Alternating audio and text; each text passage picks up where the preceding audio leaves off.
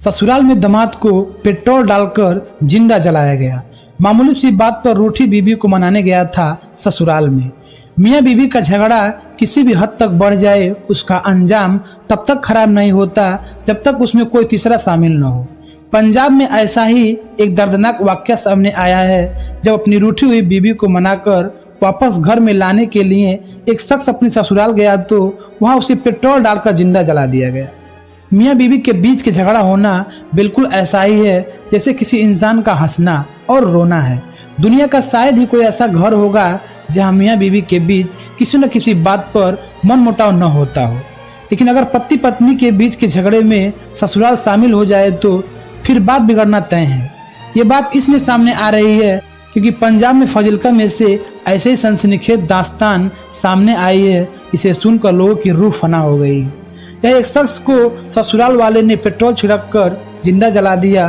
करीब 80% तक जल चुके उस शख्स को अस्पताल में भर्ती कराया गया, जहां उसकी हालत बेहद गंभीर बताई जा रही है।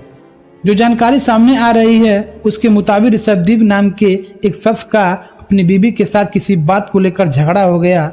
मियाँ बीवी के बीच झगड़ा कुछ इस कदर बढ़ गया कि बीवी नाराज होकर अपने मायके चली गई और साथ में वो अपनी बेटी को भी ले गई।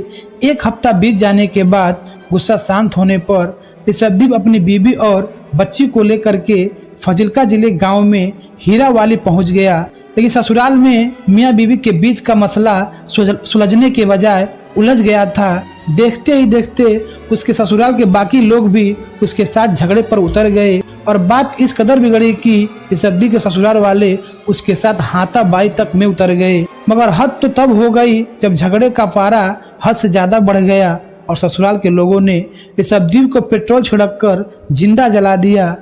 चश्मदीदों की बात पर यकीन किया जाए तो इस झगड़े में पत्नी अपने पति से जरूरत से ज्यादा नाराज लग रही थी, यहाँ तक कि वह गुस्से में खींचते हुए बार बार अपने पति पर नौकरी तक से निकालवाने की धमकी दे रही थी। खुलासा यही है कि दोनों पति पत्नी एक सरकारी स्कूल में टीचर थे।